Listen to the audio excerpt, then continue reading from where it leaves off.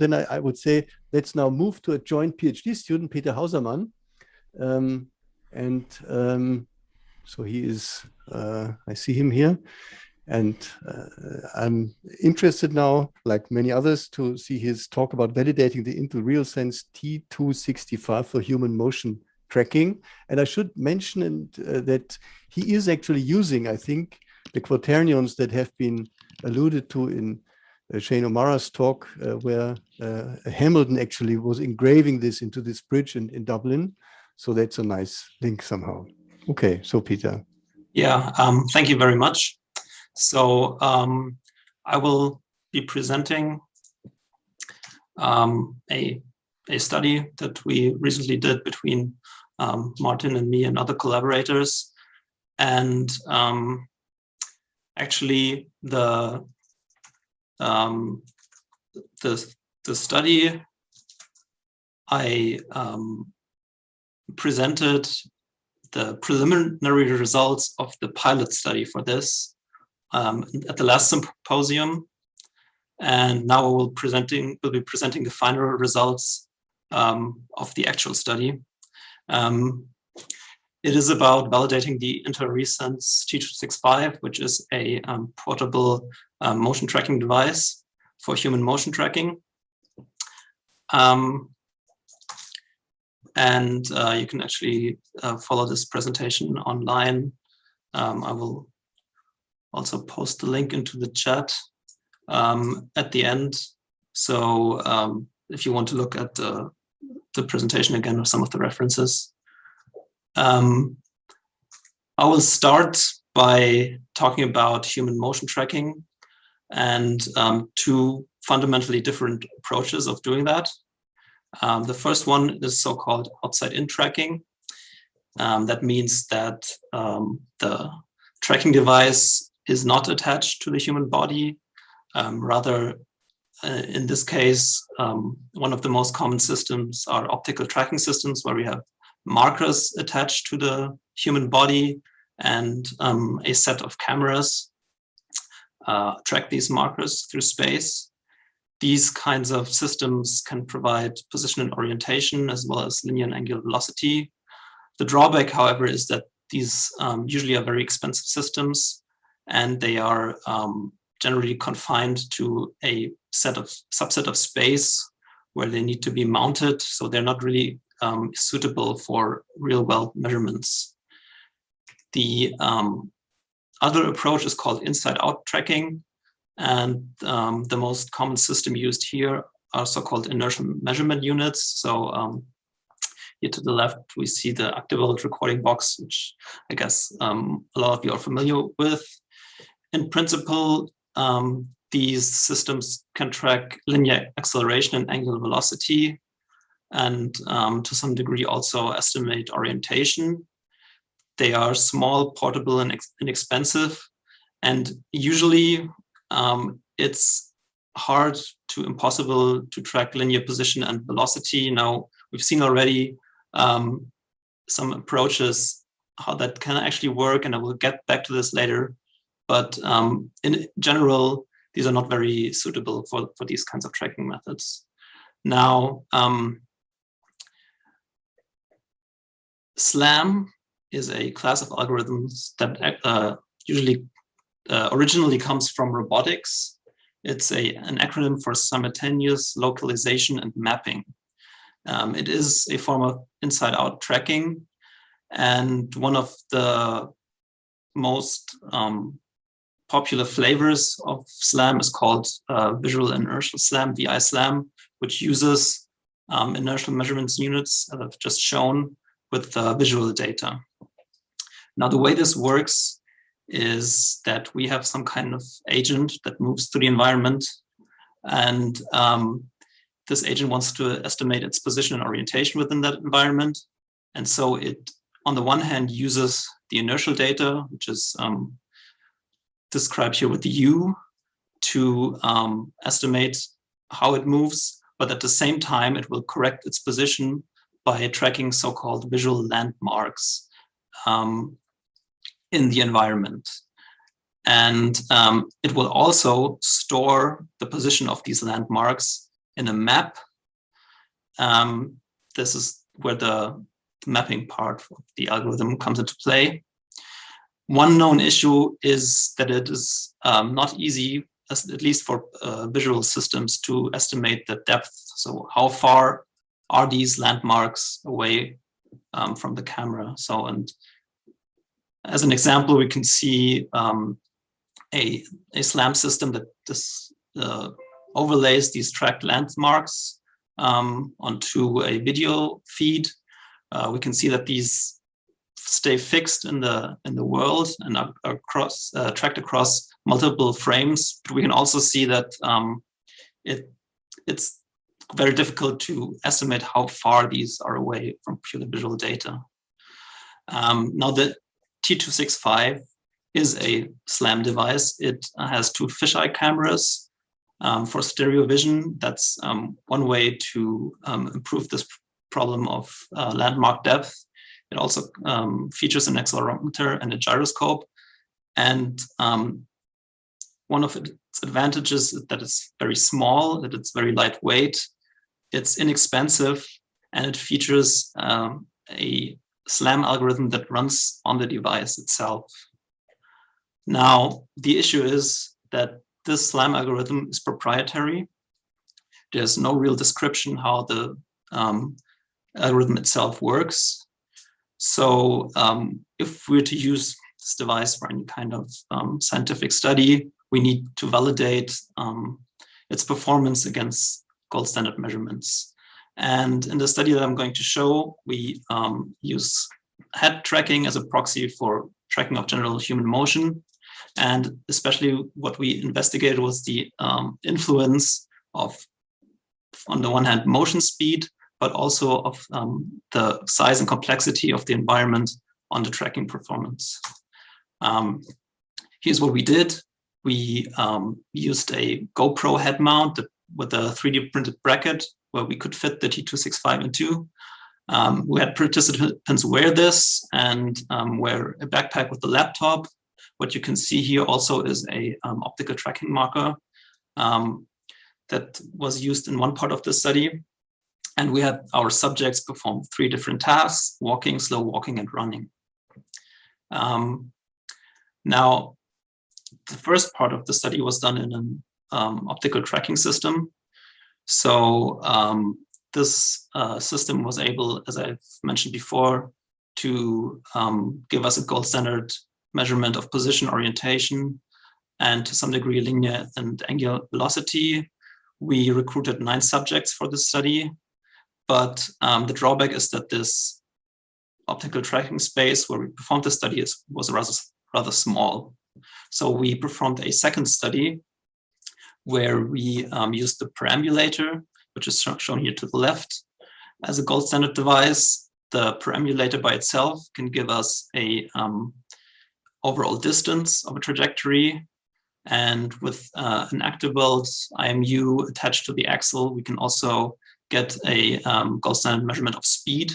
Here we recruited 8 different subjects, and we performed the study in 3 different real-world environments. So I'm going to show snapshots of these environments.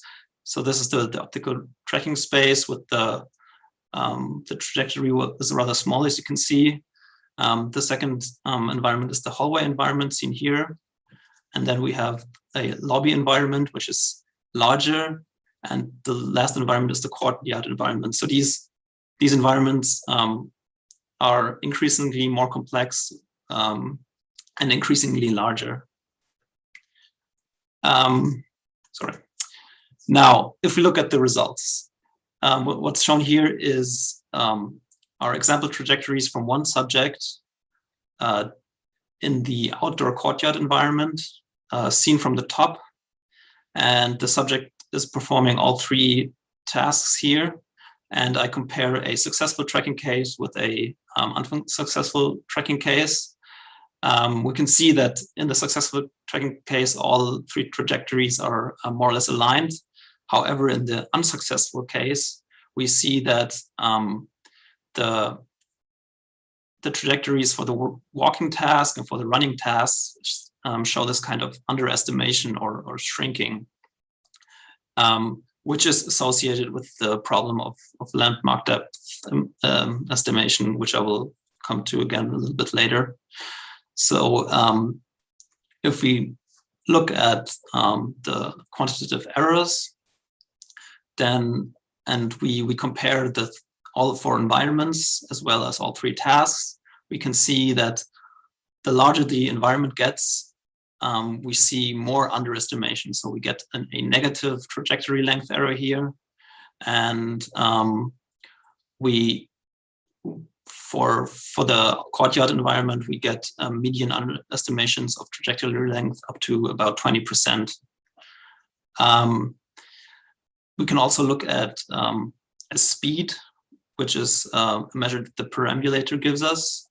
And again, I compare a successful case. This is one subject walking in the hallway environment with an unsuccessful case. This is a subject running in the courtyard environment. And again, here we can see this drastic underestimation of speed at certain time points. And looking again at all environments, all subjects, all tasks, we again see this trend of underestimation of speed with more complex environments and also with tasks that involve faster motion. Now, these results are a little bit discouraging, but there are more promising results. For example, if we look at the orientation estimation, so here we look at the direction of gravity as measured by the device. That's pretty much how is the device oriented relative to gravity. The errors here are fairly small. We see a centered distribution in both pitch and roll directions. And during the walking tasks, we have direction errors of around between 2 and 3 degrees, which is pretty good. And also looking at heading direction. So heading direction is the direction of linear velocity. Again, we see these centered distributions here in both elevation and azimuth of linear velocity. And if we look at the overall error, we have median heading direction errors in the walking task of about 5 degrees, which is also quite a good estimate. To sum up, we do see some promising results, but it really depends on what we want to measure. So as I've just shown, gravity and heading directions are estimated quite accurately. Nevertheless, we see quite severe underestimation of motion in larger environments, and we also see a dependence on the speed of the underlying task. Just to explain a little bit, what are the challenges that this algorithm is facing here and why do we see these errors? So I've talked about the problem of estimating landmark depth. And the problem that we see in large outdoor environments is that even though we have a stereo camera, when landmarks are far away, their stereo disparity decreases, and then makes it hard to estimate how far away they are. The second issue is that the device itself doesn't seem to have a lot of storage space for a map. So there's the possibility to reobserve landmarks and reassociate them of the algorithm, but that doesn't seem to happen all that often. We also saw differences between different subjects in the same environment, and those could be due to lighting conditions or to moving objects in the environment. And in the future, I think the most important point would be to address this landmark depth issue. One possibility is to not rely on the algorithm on the device itself for SLAM, but just record the raw data and perform SLAM post hoc. This has the advantage that multiple runs across the same environment can be used for constructing a map.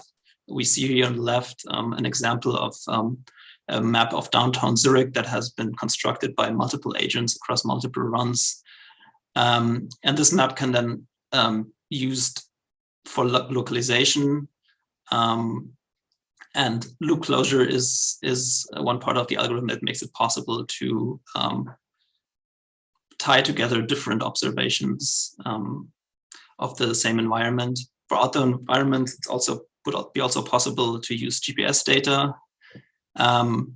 And there are also new approaches where only IMUs are being used for positional tracking. And the device, as it is now, I think is most suitable for investigating head motion stimuli, such as gravity direction or heading direction.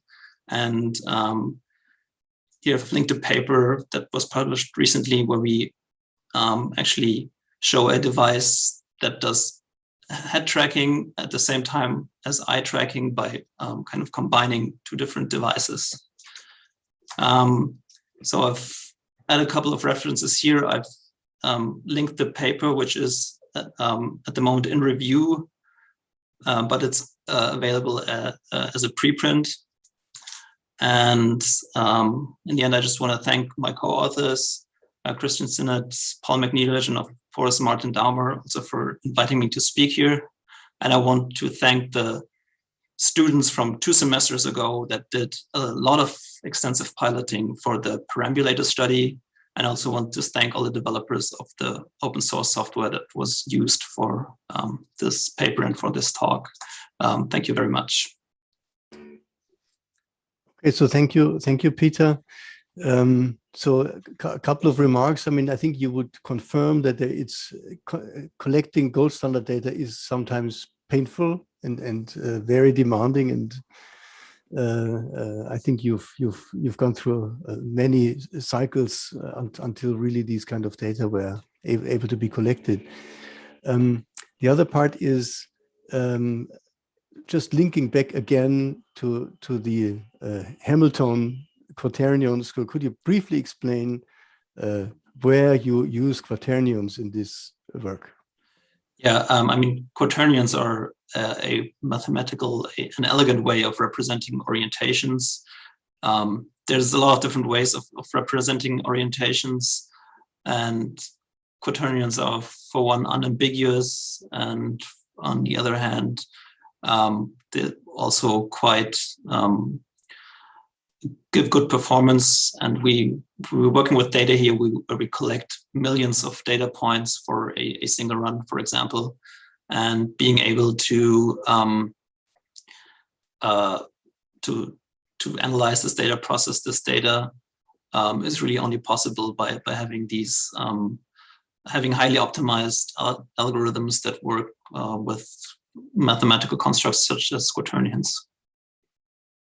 Yeah. Okay. Thanks.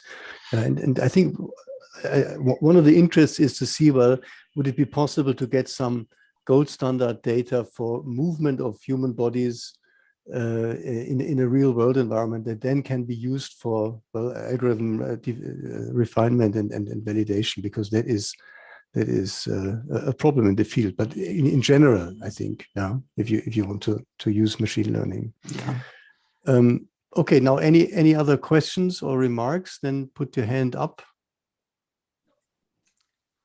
Maybe just one thing regarding that last comment. This paper I've linked here that does actually exactly that. It uses SLAM to kind of collect ground truth data and then train a neural network so that only from accelerometer and gyroscope data, it's possible to actually estimate position and orientation of human motion. And I think this is very interesting because, yeah, it does exactly what you just mentioned. Okay. Okay, so then I'd like to thank you, Peter, again. Yeah, and I wish you all the best for now completing this stuff to get at the end your well-deserved PhD.